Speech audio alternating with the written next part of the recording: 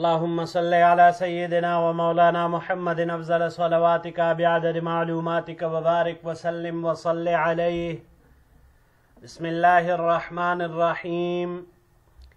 عزیز طلباء کرام، امید ہے انشاءاللہ العزیز آپ سب خیر و عافیت کے ساتھ ہوں گے.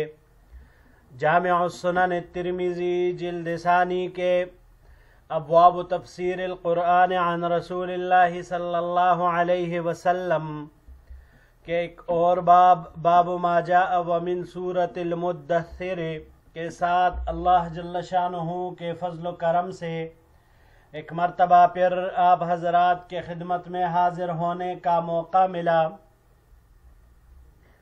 بحمد اللہ تعالی. عزیز طلباء کرام، آج ہمارا سبق نمبر 438 ہے، تو بڑھتے ہیں اپنے سبق کی طرف.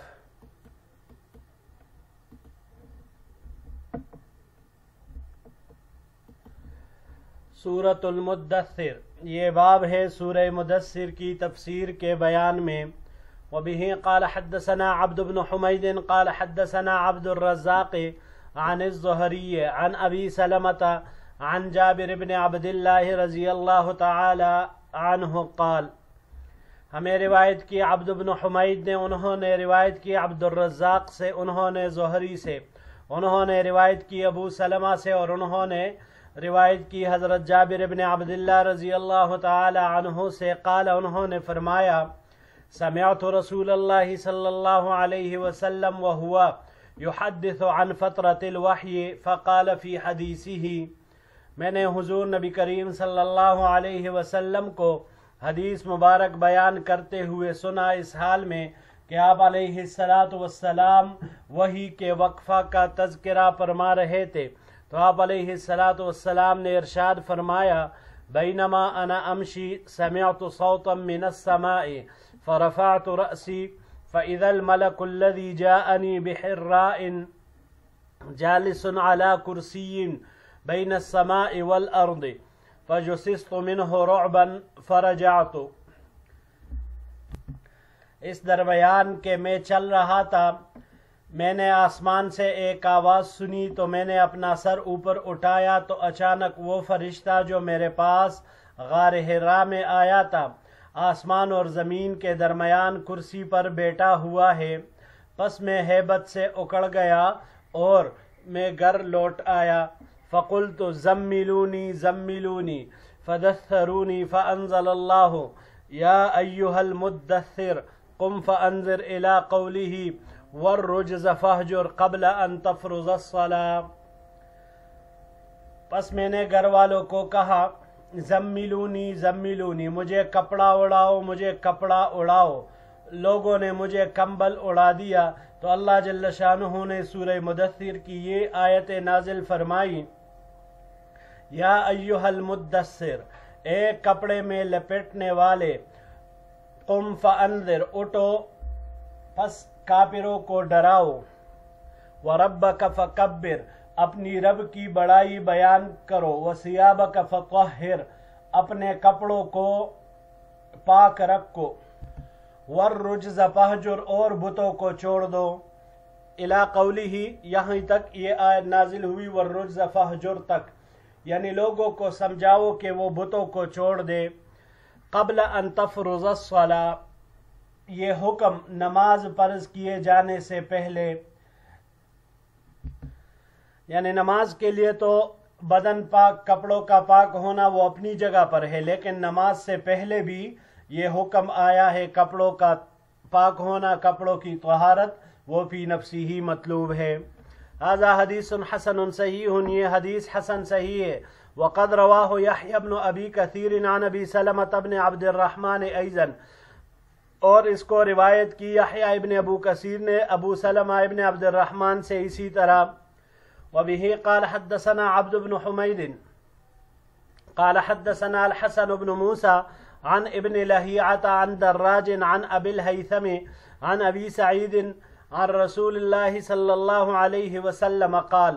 ہمیں روایت کی عبد بن حمید نے، انہوں نے روایت کی حسن ابن موسیٰ سے، انہوں نے روایت کی ابن لہیعہ سے، انہوں نے دراج سے، انہوں نے ابو الہیثم سے، انہوں نے ابو سعید خدری رضی اللہ تعالی عنہ سے، اور انہوں نے حضور نبی کریم صلی اللہ علیہ وسلم سے کہ انہوں نے ارشاد فرمایا الصعود جبل من نار یتصعد فیہ 70 خریفا ثم یہوی بہ کذالک ابدا۔ حضور نبی کریم صلی اللہ علیہ وسلم نے سورہ مدثر کی آیت نمبر 17 سأرہقہ صعودا، عن قریب میں کافر کو مرنے کے بعد صعود پر چڑھاؤں گا، تو اس آیت کی تفسیر میں حضور نبی کریم صلی اللہ علیہ وسلم نے ارشاد فرمایا کہ صعود آگ کا ایک پہاڑ ہے جس پر کافر 70 سال تک چڑھے گا، یعنی اتنی مدت میں وہ چوٹی پر پہنچے گا، اور پھر اس کے بعد وہ جہنم میں گرے گا، اور اسی طرح وہ ہمیشہ ہمیشہ کے لیے کرتا رہے گا، ابداً ہمیشہ ہمیشہ کے لیے کرتا رہے گا، کیونکہ وہاں پر تو پھر موت نے آنا نہیں ہے۔ ھذا حدیث غریب، یہ حدیث غریب ہے، انما نعرفہ مرفوعا من حدیث ابن لہیعہ، ہم اس کو جانتے ہیں صرف مرفوع ابن لہیعہ کے حدیث سے، وقد روی شیء من ھذا عن عطیہ عن ابی سعید موقوفا، اور عطیہ نے اس روایت کا کچھ حصہ نقل کیا ہے ابو سعید سے، اور وہ بھی موقوف نقل کیا ہے، مرفوع نہیں۔ جی عزیز طلباء کرام، سورۃ المدثر، یہ بات مسلم ہے کہ سب سے پہلے قرآن کریم کے سورہ علق، سورہ اقرا بھی اسے کہا جاتا ہے، ان کی 5 آیتیں نازل ہوئی، اقرأ بسم ربک الذی خلق۔ پھر اللہ جل شانہ حکمتوں کے جاننے والے ہیں، تو بعض حکمتوں سے کچھ وقفہ آیا وحی کے سلسلے میں، وحی رک گئی، تو پھر ایک بار جب حضور نبی کریم صلی اللہ علیہ وسلم جا رہے تھے تو آپ علیہ السلام کو ایک آواز سنائی دی۔ حضور نبی کریم صلی اللہ علیہ وسلم نے سر اٹھا کر دیکھا تو جبرائیل علیہ السلام آسمان و زمین کے درمیان کرسی پر بیٹھے ہوئے ہیں، انہوں نے اس خلا کو پر کیا ہوا ہے، تو آپ پر ہیبت طاری ہو گئی اور گھبرا کر آپ گھر لوٹے، اور اما خدیجۃ الکبریٰ رضی اللہ تعالی عنہا سے کہنے لگے زملونی زملونی دثرونی دثرونی، مجھے کپڑا اڑاؤ، مجھے کپڑا اڑاؤ، یا مجھے کمبل اڑاؤ۔ تو اس وقت اللہ جل شانہ نے سورہ مدثر کی یہ ابتدائی 5 آیتیں نازل فرمائی، باقی کی آیتیں وہ بعد میں نازل ہوئی ہے، لیکن یہ ابتدائی 5 آیتیں اسی موقع پر اللہ جل شانہ نے نازل فرمائی ہیں۔ بڑھتے ہیں جی اگلے سلائیڈ کی طرف۔ وبه قال حدثنا ابن ابی عمر قال حدثنا سفیان عن مجالد عن الشعبی عن جابر رضی اللہ تعالی عنہ قال، ہمیں روایت کی ابن ابو عمر نے، انہوں نے روایت کی سفیان سے، انہوں نے مجالد سے، انہوں نے شعبی سے، انہوں نے جابر رضی اللہ تعالی عنہ سے، انہوں نے فرمایا قال ناس من اليہود لأناس من اصحاب النبی صلی اللہ علیہ وسلم هل يعلم نبیکم عدد خزنة جہنم قالوا لا ندری حتی نسألہ۔ یہود کے کچھ لوگوں نے حضور نبی کریم صلی اللہ علیہ وسلم کے صحابہ کرام سے ان میں سے چند حضرات سے سوال کیا کہ کیا تمہارے نبی جہنم کے ذمہ دار فرشتوں کی تعداد جانتے ہیں؟ صحابہ نے جواب دیا ہم نہیں جانتے، یہاں تک کہ ہم اپنے نبی کریم صلی اللہ علیہ وسلم سے اس بارے میں پوچھ لیں۔ فجاء رجل الى النبي صلى الله عليه وسلم فقال يا محمد غلب اصحابك اليوم قال وبما غلبوا قال سألهم يهود هل يعلم نبيكم عدد خزنة جهنم قال فما قالوا لا ندري حتى نسأل نبينا۔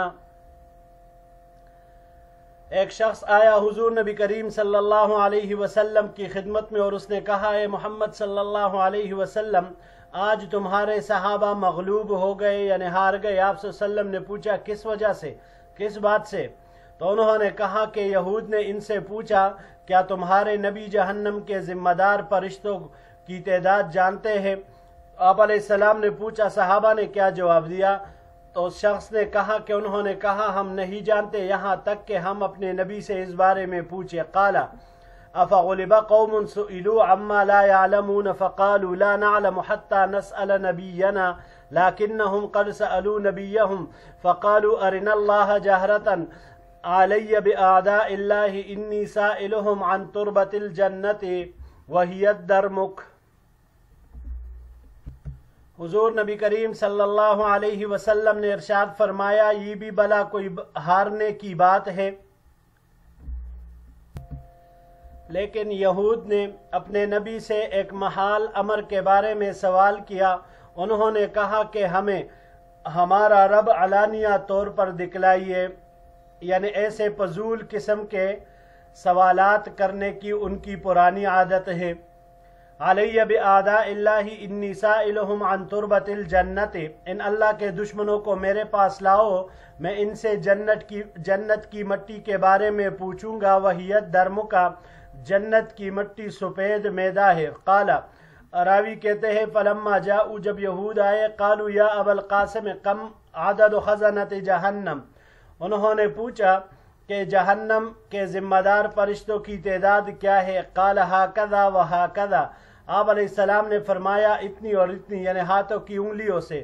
فی مرۃ عشرۃ وفی مرۃ تسعۃ قالوا نعم، یعنی آپ علیہ السلام نے اپنے دونوں ہاتھوں سے ایک مرتبہ 10 کا اشارہ کیا اور اگلی مرتبہ 9 کا، تو کل 19 ہو گئے۔ قالوا نعم، انہوں نے کہا جی ہاں۔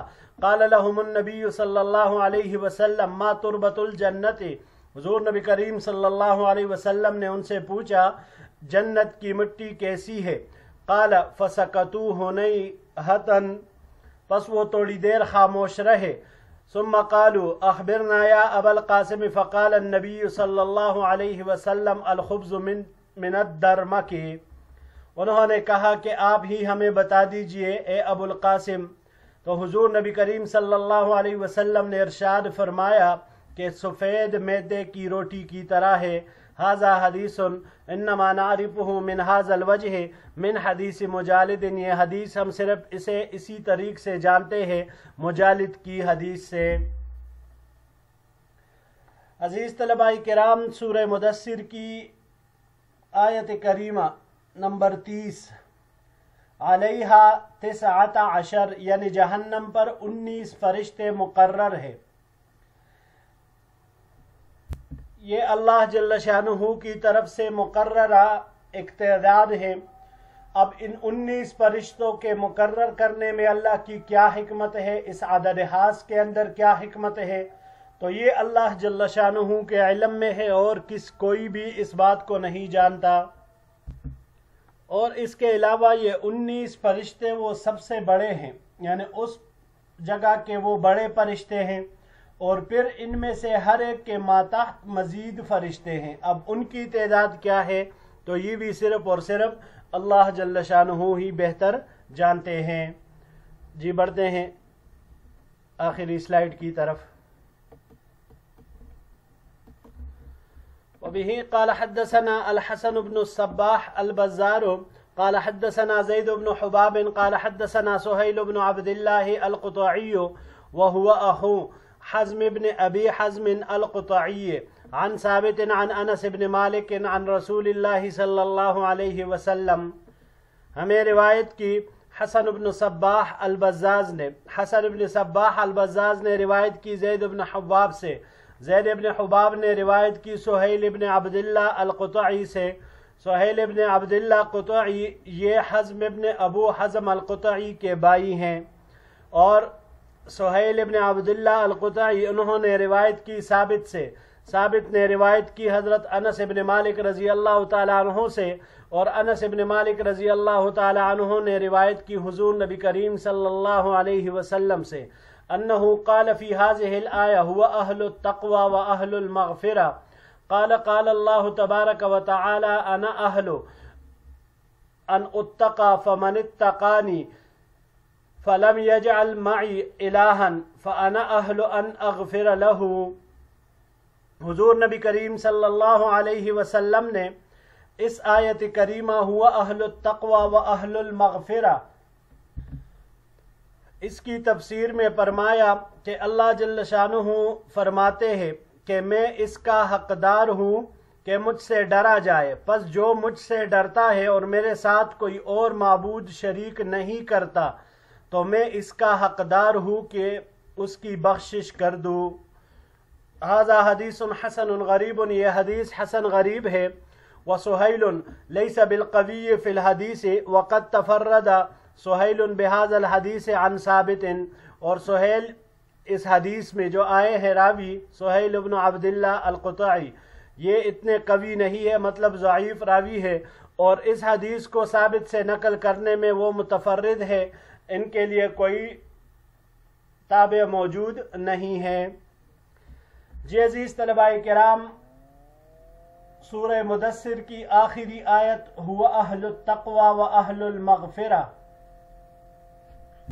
اللہ اس کے حقدار ہے کہ ان سے ڈرا جائے اور وہی اس کے حقدار ہے کہ گناہ بخشے۔ اب اس آیت کریمہ کی تفسیر میں حضور نبی کریم صلی اللہ علیہ وسلم نے یہاں پر اللہ جل شانہ کا یہ فرمان ذکر کر دیا۔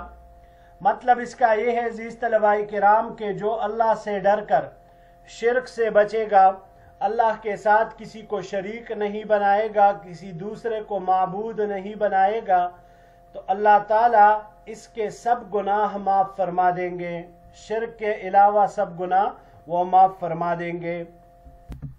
ان اللہ لا یغفر ان یشرک بہ ویغفر ما دون ذلک لمن یشاء، یہ آیات کریمہ یہ بھی اس کے اوپر دال ہے کہ اس کے علاوہ اللہ جل شانہ جو چاہے اگر معاف کرنا چاہے تو وہ معاف کر سکتا ہے، لیکن شرک کو معاف نہیں فرماتا۔ تو ہوا اہل التقوی مطلب یہی ہے کہ انسان اللہ سے ڈر کر اس کے شرک سے بچے، اللہ کے ساتھ کسی کو شریک نہ ٹھہرائے، کسی کو معبود نہ بنائے، تو اللہ تعالیٰ اس کے سب گناہ معاف فرما دیں گے۔ امام ترمذی رحمہ اللہ کہتے ہیں کہ یہ حدیث حسن غریب ہے۔ وہ سہیل جو اس میں اکراوی ہے، سہیل بن عبداللہ القطعی، ایک تو یہ ضعیف ہے، اور دوسری وجہ یہ ہے کہ ثابت البنانی سے وہ یہ حدیث روایت کرتے ہیں اور اس میں وہ متفرد ہے، اس کے لیے کوئی متابع موجود نہیں ہے، تو اس وجہ سے یہ روایت بھی غریب ہے، اور حدیث کا راوی سہیل چونکہ ضعیف ہے تو اس وجہ سے اس روایت میں وہ قوت نہیں ہے۔ جی عزیز طلباء کرام، یہی تک ہمارا آج کا سبق تھا۔ انشاءاللہ العزیز زندگی رہی تو اگلے درس میں ایک نئے باب کے ساتھ، مزید روایات کے ساتھ، ان کے تفاسیر کے ساتھ، مزید صورتوں کے ساتھ آپ کے خدمت میں انشاءاللہ العزیز پھر حاضر ہوں گے۔ السلام علیکم ورحمۃ اللہ وبرکاتہ۔